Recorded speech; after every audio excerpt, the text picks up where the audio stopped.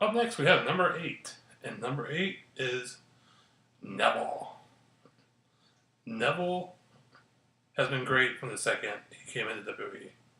He was great before then in Europe, but since he came into WWE and then NXT, he's been great. He put on classics in NXT. He's part of the reason that took off so well. He was putting on great matches with Bo Dallas, who's now. When was the last time you seen Bo Dallas on TV? And then earlier this year, late last year, whatever that was, they decided to turn him heel. And at first, you're like, no, it was going to be a heel, but it's worked. And he's one of the best pure heels they have right now. He's one of the only pure heels they have. As far as heel work, there's not many other people in the business doing what he's doing to get booed.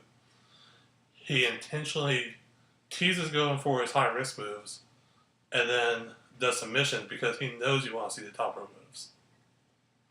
But it's just a testament how good he is. He understands the psychology of what the fans want.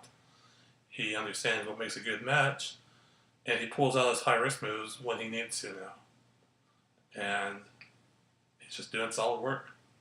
Yeah, Neville for me, if Neville didn't make his heel turn, Neville doesn't make this list for me personally. His in-ring matches in NXT were great. You know, the Red Arrow is an incredible thing to see live. We've seen it live before. It's an incredible thing to watch. He's got a real fun moveset to watch, a real exciting moveset that kind of takes you back to like the high flyer wrestlers that you don't really see a lot of anymore.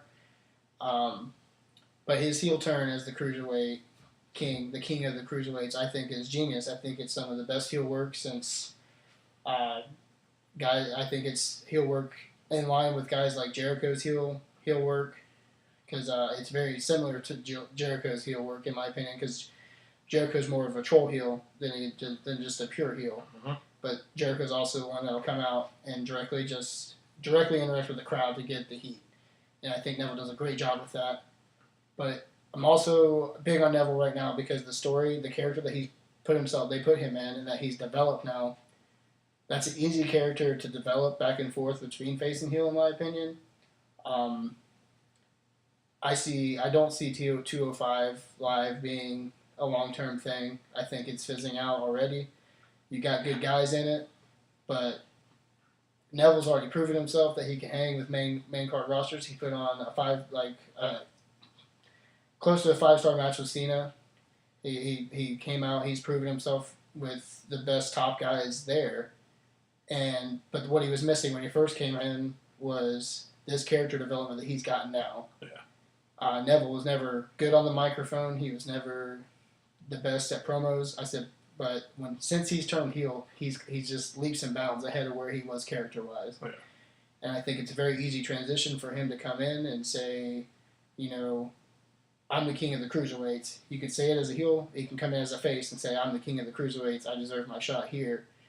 And it'd be an interesting twist on things. I mean, a Neville versus Balor match would be great. A Neville versus Styles would be great. And even a Neville, you put him against the big guys, such as a Strowman or a Brock even. Because Strowman had matches with the Lucha Dragon, and although they weren't, I wouldn't say top tier matches, it was the element of somebody so huge against somebody so small, and then you can't help but to cheer for the underdog in that match. And I think Neville's a more believable person to beat people like that. And it's, again, like, his character's gone so far where I feel like anybody in the roster right now he can go toe-to-toe with on the mic. His work with Austin Aries, I think, has helped him a lot. I think Austin's helped him a lot develop where he's at. Yeah. And if you put him against, he's proven if you put him against the right guy, he can be big. And he's literally the only thing keeping 205 alive by himself, essentially, in my opinion. And I think it'll be an easy transition for him back to the main roster once it gets to that point. And there's a lot of feuds there that they can really capitalize on with how good of a character he's become. With Neville, I'm torn. On one page, I don't want him to ever lose the Cruiserweight title. But then on the other page, I want him to lose it immediately and move up to the regular roster. Because 2 out of 5 live, it's a great concept. But with it coming on when it does, with it being limited and just, I don't know, something's not clicking with it. And with people like him and Cedric Alexander and Tony Nese and people like that, they should be wrestling regular wrestlers at any weight. And I just want to see him mean something. And I don't think 205 Live is ever going to mean anything. I don't think it's going to be around much longer. And at least in its current form. Just last week, it was ranked, I think, 20th on the WWE Network. 20th. That's pretty rough. That's a pay-per-view, a UK show, an NXT, and then everything else is replays. Holy Foley.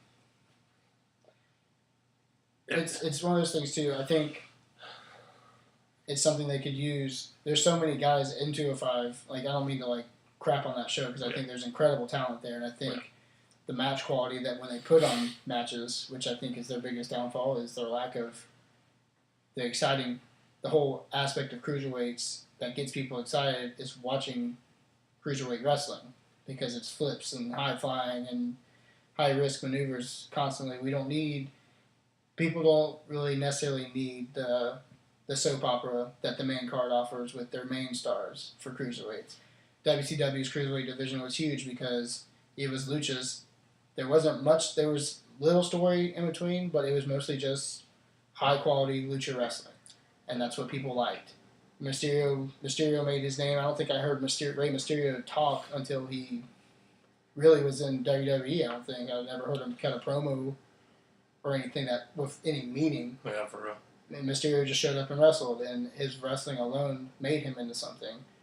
And there's guys on that card that I think have potential to be just as good as cruiserweights of the past.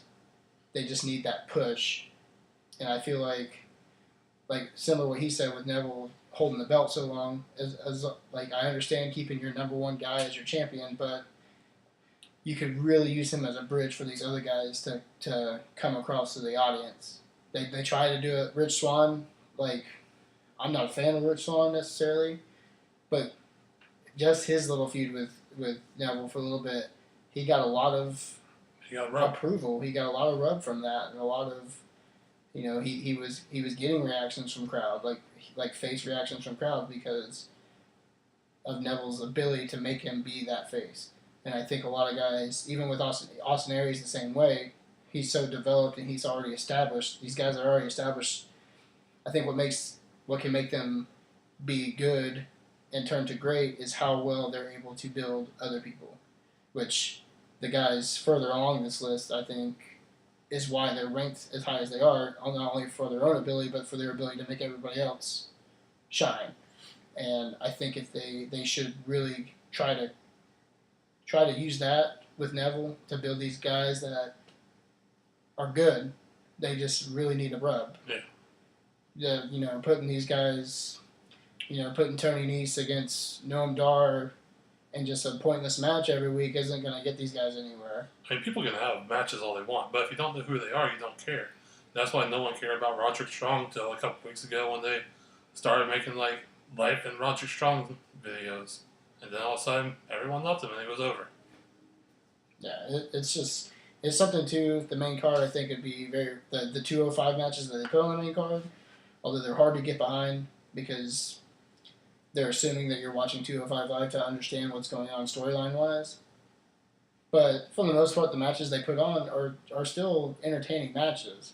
And I think if you just bring that to the main card as a stable, a permanent stable, and just cut back more on your story drama with them and just let these guys come out and do what they do, I think you'll have a big resurgence for cruiserweights, a big resurgence in the roster itself because there's so many elements you can do with these guys that have those kind of talents that you're severely lacking right now in your main roster. All right, so number 7, So I think someone that mainly I'm just going to talk about because I don't know how much Matt's seen it. But at number 7, we have Kenny Omega. And he's the only guy on the list that's not employed by the WWE. And the reason for that is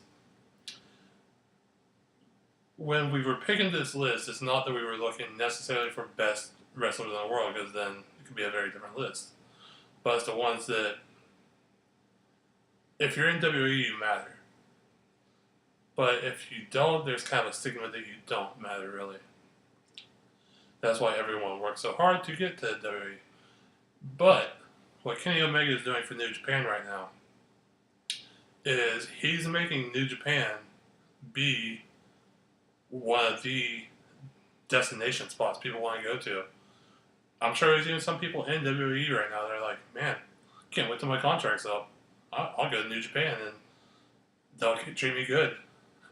There used to be a time where if you were an American wrestler there, you might get a little bit of a rub, but they're not going to build around you because they're going to think you're just going to WWE. But with him, he's made it clear that he feels like New Japan's his home. Sure, he'll probably end up in WWE one day, but right now he wants to build New Japan as the place to be. And that's admirable. And on top of that, he's putting out high-quality matches. He had 5-star quality matches last year. He had matches against Naito that were great. He had matches against Ibushi that were great. He had that 6-star match at the beginning of the year against Okada. And while some people have hated on that match because there was some flips and he kicked out of a finisher or two, the story that was built was he could take multiple finishers. But if he hit his finisher on Okada, it was game over. So the entire match was him trying to pull out the One-Wing Angel onto Okada, but every time he went for it, it got reversed. So not once did he hit his move in that match. And that builds intrigue for their next match, which is probably happening in June. And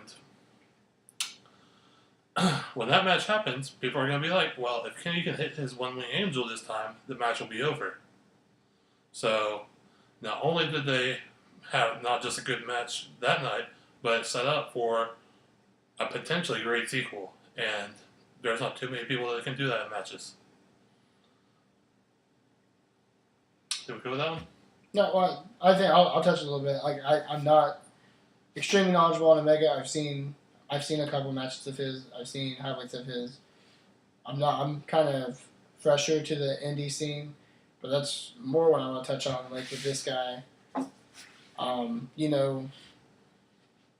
15, 20 years ago, when the Attitude Era started, it was WWE, WCW, the indie scene. No one knew about indie wrestling, and I think it's, as wrestling as a whole today, I think is on the way up and up because these indie guys are getting a lot of popularity that they never got before, and with the recent, I guess you could say, invasion of indie wrestlers into the WWE roster, it's opening the hardcore fans who know about them already. It's getting them excited for wrestling again, which I think for hardcore fans, it's been they've fallen on tough times in the recent history with WWE especially. So I think it gives hardcore fans something to be excited about again, and the casual fans who don't, including myself, like these guys are becoming household names as indie wrestlers, and then it's something to get excited about. There was speculation of Omega coming to wrestling. WWE right now, there's speculation of it, and then already people are just conjuring all these dream matches that they want this guy to be in. Seth Rollins said that was his dream match. Yeah, there's a lot of excitement behind it, and a lot more attention on indie wrestling than there's ever been before. And I think it's a cool thing, and I think it's something that will benefit WWE not only because they're bringing in this talent that people want to see, but I think it's finally something that's making WWE say, we need to step up our show, our presentation, because some of these indie guys are capable of outshining the guys that WWE has right now. And if WWE starts letting that happen, you know, that's an unhappy fan base. It's an unhappy, unhappy product. And I think that's a road WWE wants to avoid. And yeah, like I said, bringing these guys in has been, I think, great. Like your top guys right now, fan base wise, were guys that made themselves in the indie ranks, more or less. And I think that's going to be a more common thing moving forward. I think you're going to see a lot more of that. There's a lot of guys I do know of in indie wrestling. Speaking of Omega, you got the Young Bucks are a huge tag team that everybody's wanted to see come to the roster for a long time. Yeah. And then there's so many possibilities that you can make with these top indie guys that. The Young Bucks versus the Revival would be an amazing feud. Well, yeah. Well, even recent history, like before the Hardys came back, they were in a rivalry with the Young Bucks at Ring of Honor, and people were excited about it, and that made their matches made. It's the reason I bought my ticket to go. They made people knew about it. People knew, like, we live in Florida. WrestleMania was here. People were talking about Hardys versus Young Bucks the week of WrestleMania, more so than they were talking about half the matches on the WrestleMania card. Like, it was something people were actually more excited about in some aspects than they were for WrestleMania itself. And, like, that kind of attention, for me, is better for wrestling in general because, again, it's a slap in the, it's not a slap in the face to WWE, but it's a wake-up call saying, hey, these guys are putting on shows that are getting people talking. What are you going to do to be better still? Because WWE, being the big dogs, being the pro level, you're expected to be better. So be better. And I think guys like Omega and I think guys like Young Bucks and stuff like that are very crucial to making WWE keep trying to raise their level of product. I mean, WWE, they may have been responsible for killing the territories, but I think with the growth of the strong indies that we have now with PWG and Ring of Honor, basically, I'm going to call them an indie. TNA is basically an indie. They're dying though. New Japan, you got Rev Pro, you got WCPW, you got plenty of indies around the country that are strong. You got Evolve, they're constantly putting on great matches. And people are starting to be able to make a good living on the indies. If you're talented enough and you stand out and you'll kill yourself basically to make that money, you can do it. You don't have to go to WWE anymore. And people will say, well, the territories were still not everyone prospered there. In the territories, you had your top dogs on each territory, and you had the NWA champion that traveled. And that was basically it. You had Freebirds and the Von Erichs in one territory. You had Dusty in one territory. You had Ric Flair in every territory. And that was basically it. And then you had the WWE. Or F, whatever. But with the growth of the indies now, you basically have that. Cody Rhodes making a living. Drew McIntyre left, made a name for himself, and now he's back. You got the Young Bucks. You got all the Bullet Club, basically. You got Adam Cole. You got tons of people that back in the day, they would probably just be floundering in the indies. No one would be discovering them. But with indie wrestling growing so much, with hardcore fan base growing so much, people are able to make livings. And they don't necessarily have to come to WWE. And I think Kenny Omega is probably the highlight of that. At least of the people that are currently in indies. Maybe there were some better before, but I think he's the top of the class in the indies right now.